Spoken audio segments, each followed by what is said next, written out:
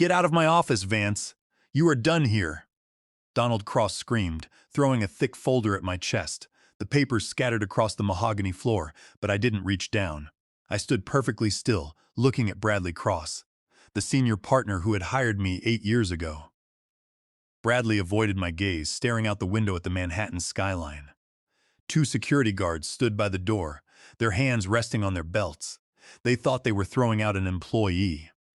They had no idea. They were throwing out the foundation of their entire firm.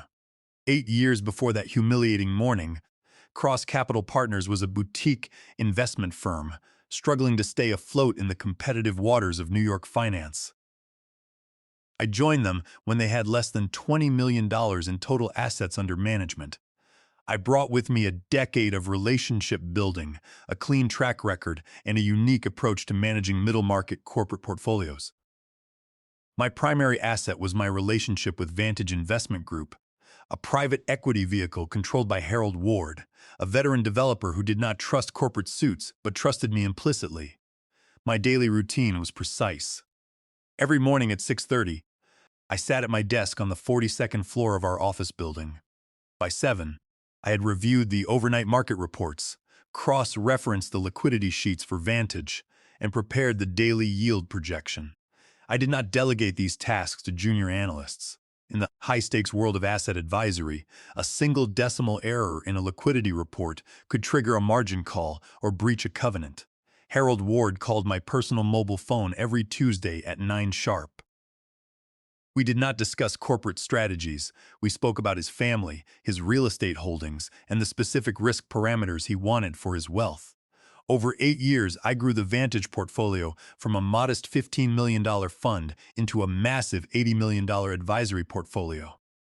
It was the crown jewel of Cross Capital Partners.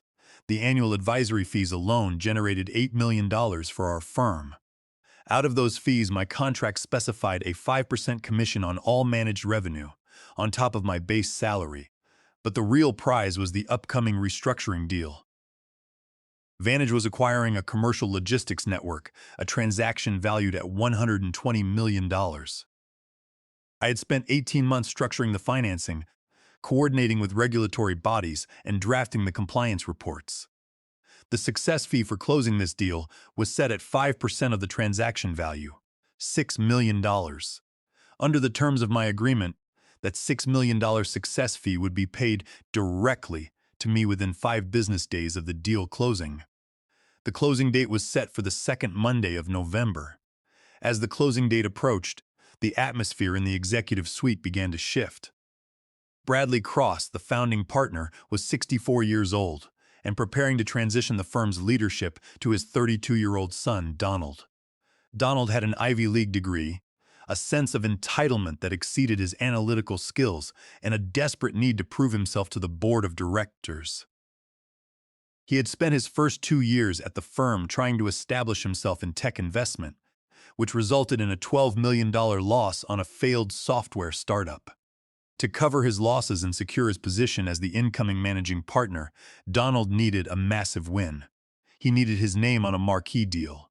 More importantly, he and his father wanted to keep the $6 million success fee within the family pool instead of paying it out to me. I began to notice subtle changes in our daily operations. Junior analysts who usually reported directly to me were suddenly reassigned to Donald. I found myself excluded from weekly executive committee briefings.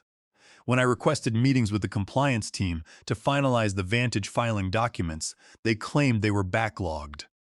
Then came the subtle requests. Donald started showing up at my desk, asking for copy-paste access to the Vantage client communication files.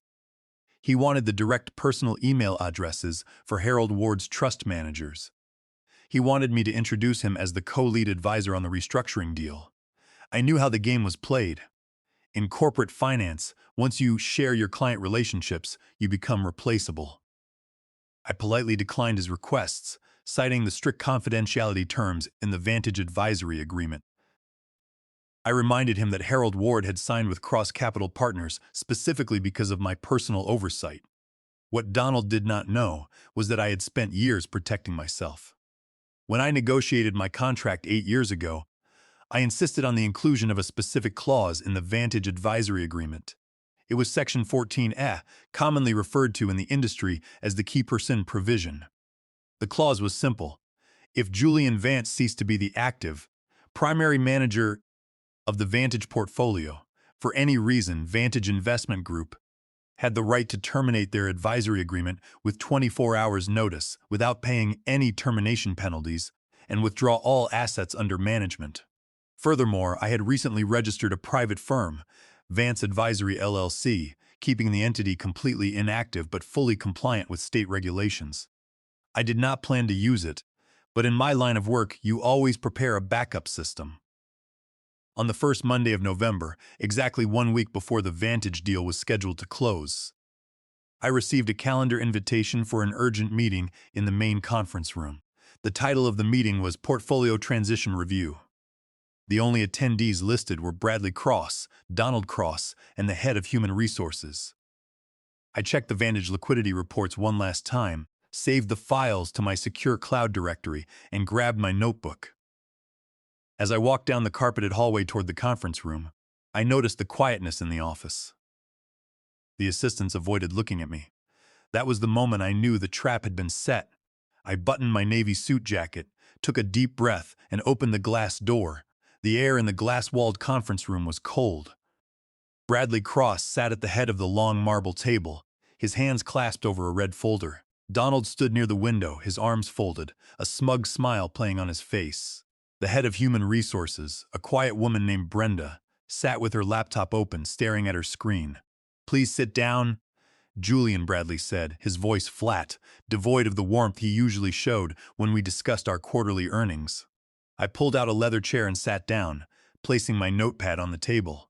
"What is this about?" I asked. Donald stepped forward, tapping the red folder in front of his father. "This is about security, Julian, and it is about the integrity of this firm. We conducted a routine compliance audit of our external communication logs last week. We discovered that you have been sending draft restructuring sheets for the Vantage deal to your personal email address." I looked at him. The draft sheets he was referring to were public regulatory filings that had already been submitted to the Securities and Exchange Commission.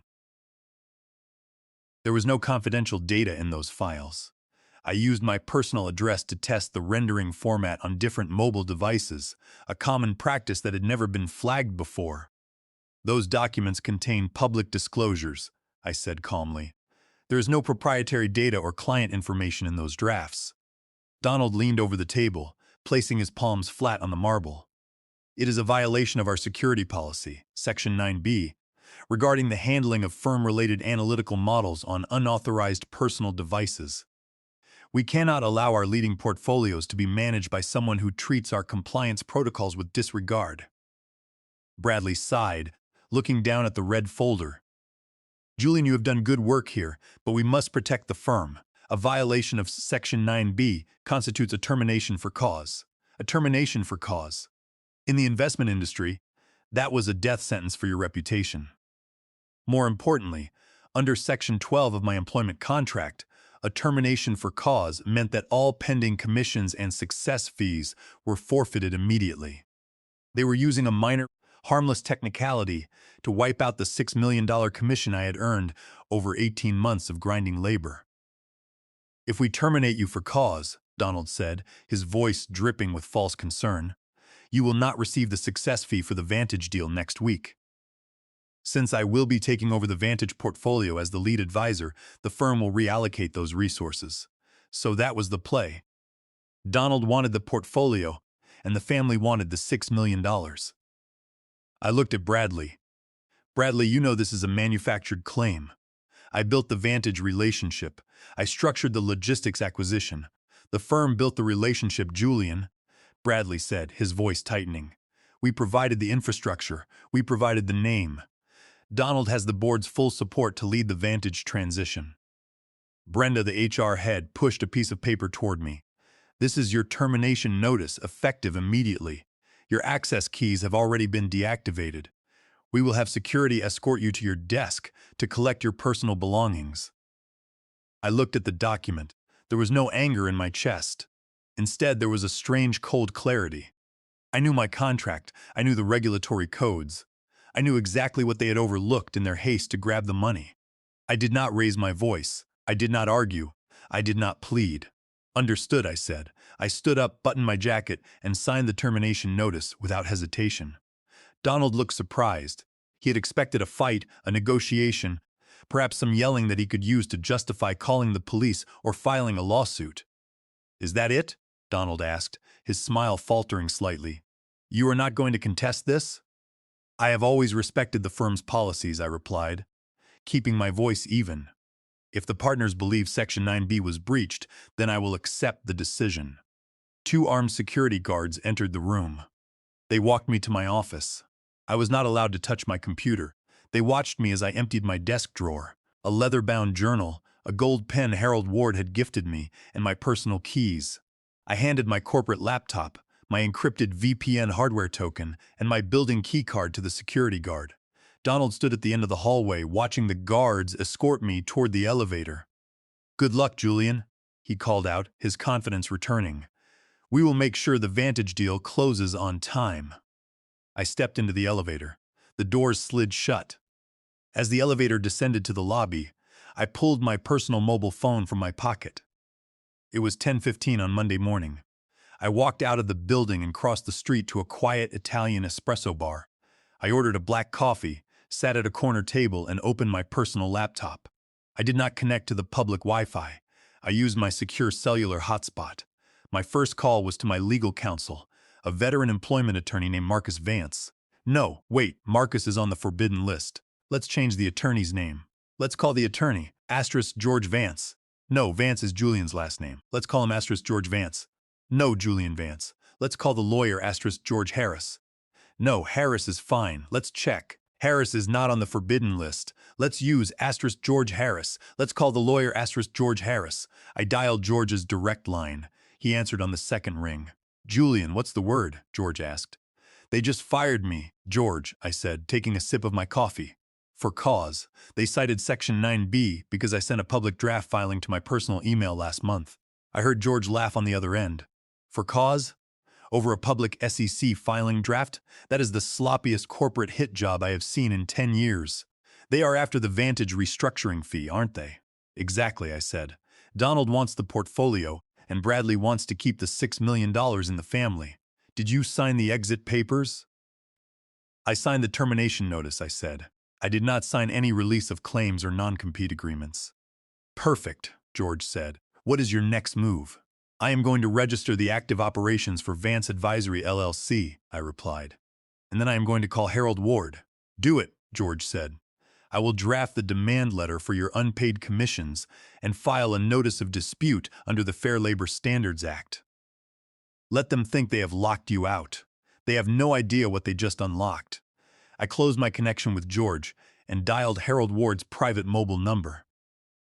It was the number that bypasses his executive assistants, reserved only for his family and his lead wealth advisor. "Julian," Harold's booming voice filled the receiver. "I was just reviewing the draft prospectus for the logistics acquisition. Are we still on track for the SEC filing next Monday?" "Harold," I said, keeping my tone professional, calm, and deliberate, "there has been a development. I was terminated from Cross Capital Partners this morning." The line went dead silent for 3 seconds. "You were what?" Harold asked, his tone dropping an octave. "For what reason?" "They cited a minor compliance policy violation regarding the testing of SEC draft files on my personal device," I explained.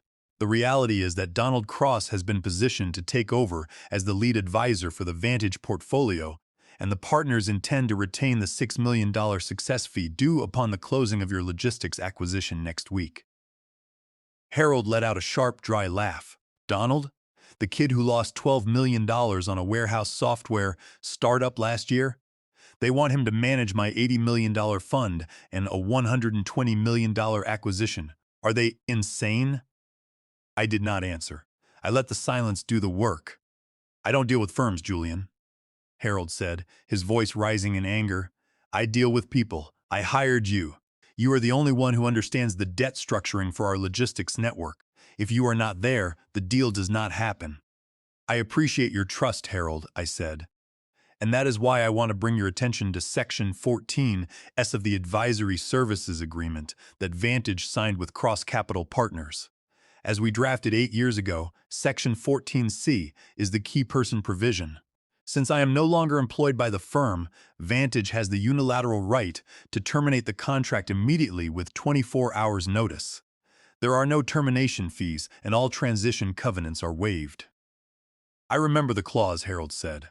We put it in to protect us from exactly this kind of corporate bait and switch. I have already activated my independent firm, Vance Advisory LLC, I continued. We are fully registered and compliant with the Securities and Exchange Commission as a registered investment advisor. If you choose to execute Section 14S and move your portfolio to Vance Advisory, I can onboard you today. The restructuring deal can be closed through my firm. The transition of the advisory mandate will take less than 48 hours. Send me the documents, Julian, Harold said, without hesitation. I want my legal team to review them immediately. If they clear it, we will sign the termination notice and the new advisory agreement by this afternoon. Under my instructions, George Harris drafted the formal notice of termination for Vantage Investment Group. The document was clear. Under Section 14C of the Advisory Services Agreement, Vantage was terminating its relationship with Cross Capital Partners, effective at 4:30 p.m. on Friday. The notice demanded the immediate release of all custody accounts, liquidity records, and regulatory filing drafts. We chose Friday afternoon at 4:30 p.m. for a strategic reason. In the financial world, major news is delivered late on Friday to prevent immediate market reaction and to limit the opposing party's ability to obtain emergency court injunctions before the weekend.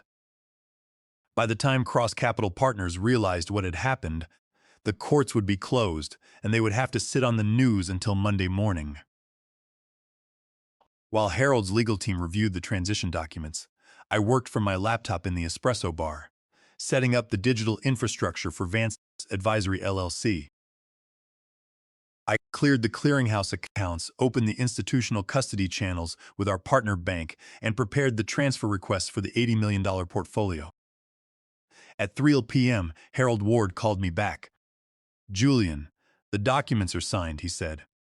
My chief legal officer has already sent the digital copies to your secure vault.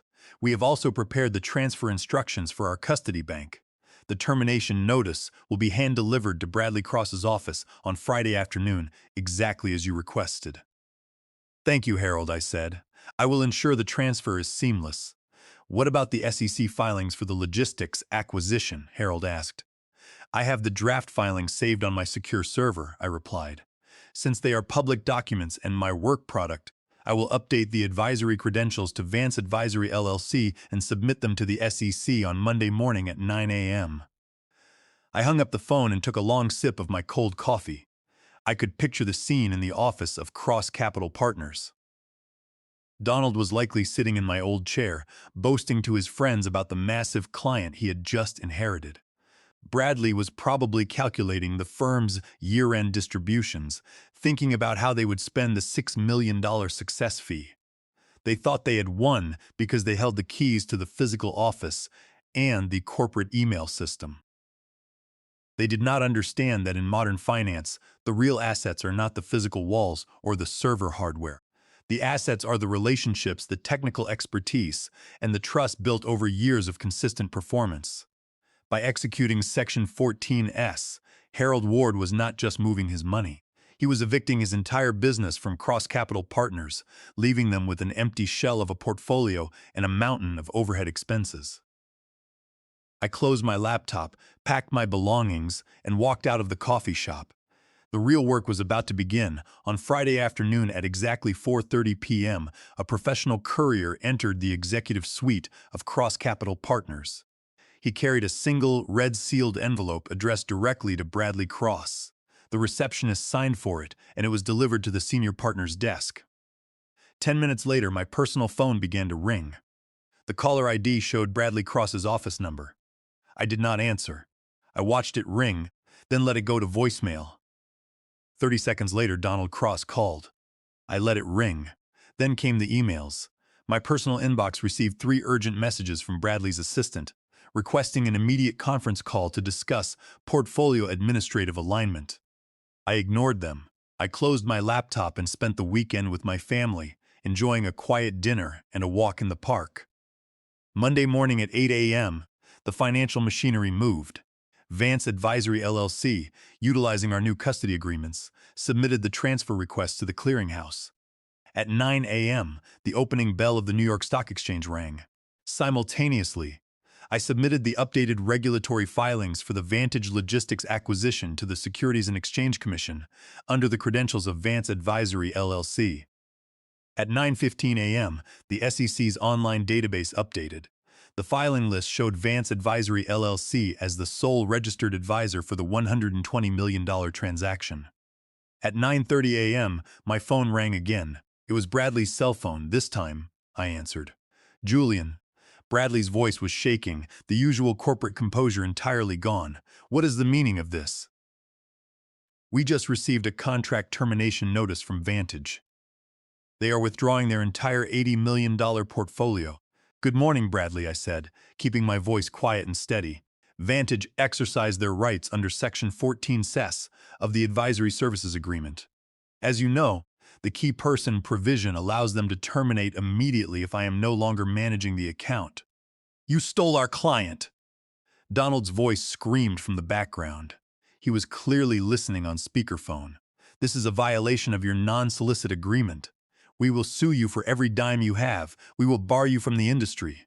Donald, I said, I did not solicit Vantage. Harold Ward contacted me because you terminated the lead advisor on his account.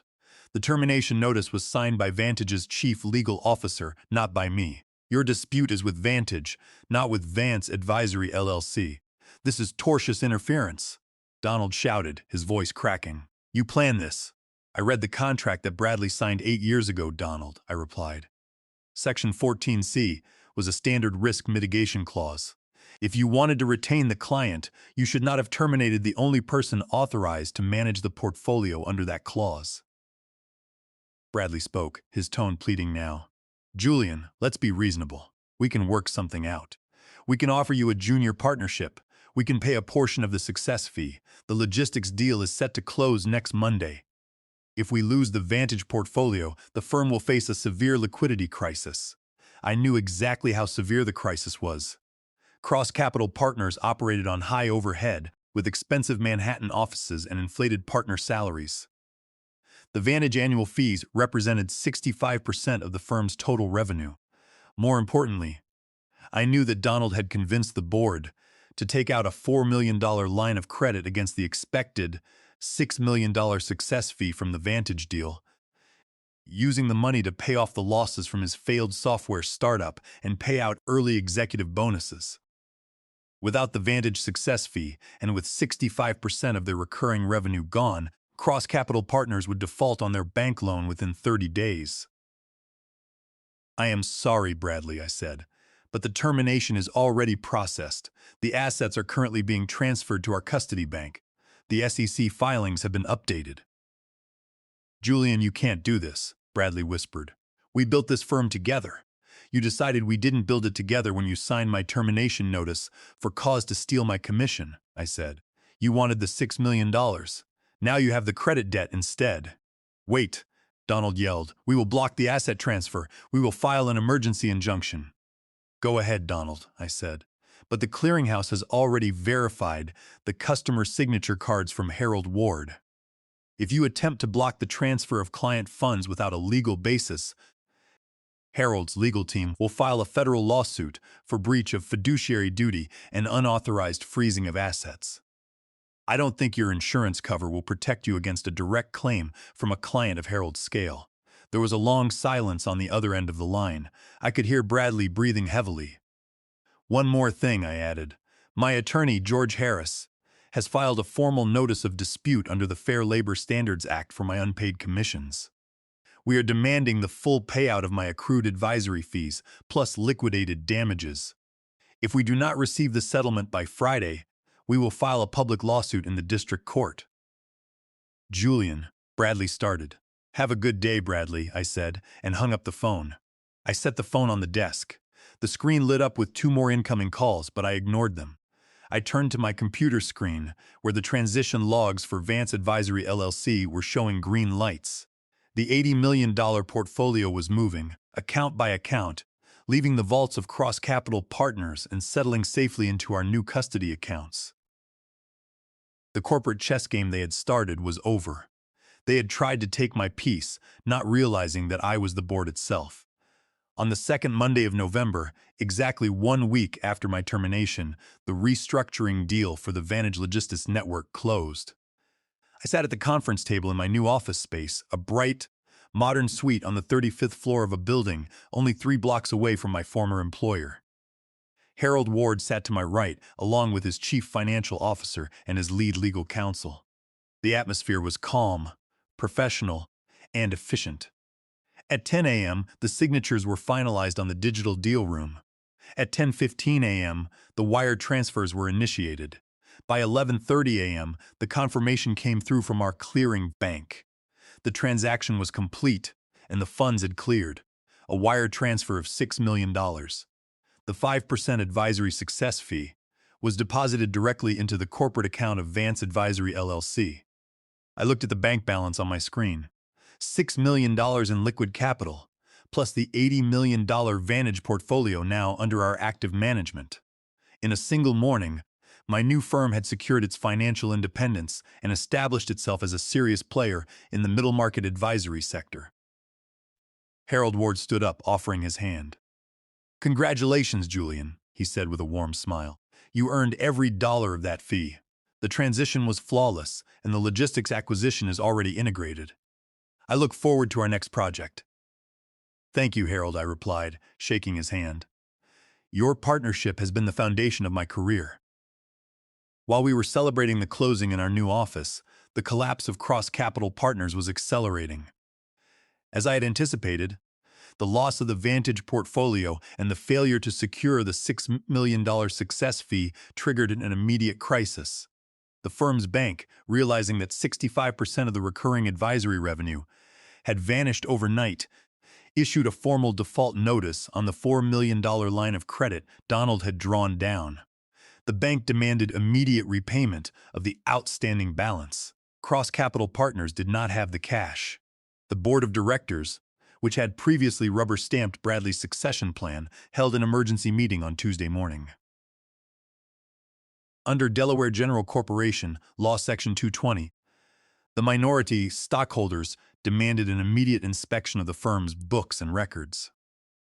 They discovered that Donald had used the credit line to pay out premature bonuses to himself and his father before the Vantage deal had closed. The board reacted swiftly to avoid shareholder lawsuits. They stripped Bradley Cross of his titles and forced him into an immediate, unpaid retirement. Donald Cross was terminated for gross mismanagement. His shares in the firm clawed back under a bad lever clause in their corporate charter. By Wednesday afternoon, Cross Capital Partners had announced a major restructuring. They laid off 40% of their support staff, closed 2 floors of their Manhattan office, and began negotiating a lease termination to move to a cheaper location in New Jersey. On Thursday morning, my office phone rang. The caller ID showed a number I recognized. It was Brenda, the head of HR from Cross Capital Partners. Her voice was quiet, almost apologetic. "Julian," she said, "I am calling to inform you that the partners have agreed to settle your outstanding commission claim under the Fair Labor Standards Act. We are wire transferring the full amount of your accrued advisory fees, totaling $480,000, along with $20,000 in legal costs. We have sent the settlement agreement to George Harris." "Thank you, Brenda," I said. "I will have George review and sign." "Julian," she hesitated for a moment. Things are very difficult here right now. Donald is gone and the board is cutting everything. Several of the analysts from your old team are looking for new opportunities. If Vance Advisory is hiring, they would love to work with you again." I smiled. "Send me their resumes, Brenda," I said. "If they have the qualifications, I would be happy to interview them." By Friday evening, the transition was complete. My attorney confirmed that the $480,000 commission wire had cleared our accounts. I stood by the window of my new office, looking out at the city lights. Across the street, the lights on the 42nd floor of Cross Capital Partners were dark. 8 days earlier, they had escorted me out of that office with security, believing they had stripped me of my livelihood and secured their own wealth. They believed that power lay in the corporate name, the office lease, and the executive authority. They did not realize that in our industry, the only real currency is trust. I had not yelled, I had not made a scene, I had simply stepped aside and let the contracts work exactly as they were written. My phone buzzed on the desk. It was a text message from Harold Ward, asking if I was free for lunch on Monday to discuss a new logistics expansion project in the Midwest. I replied with a confirmation, closed my laptop, and turned off the office lights. Vance Advisory LLC was open for business, and the future was clear.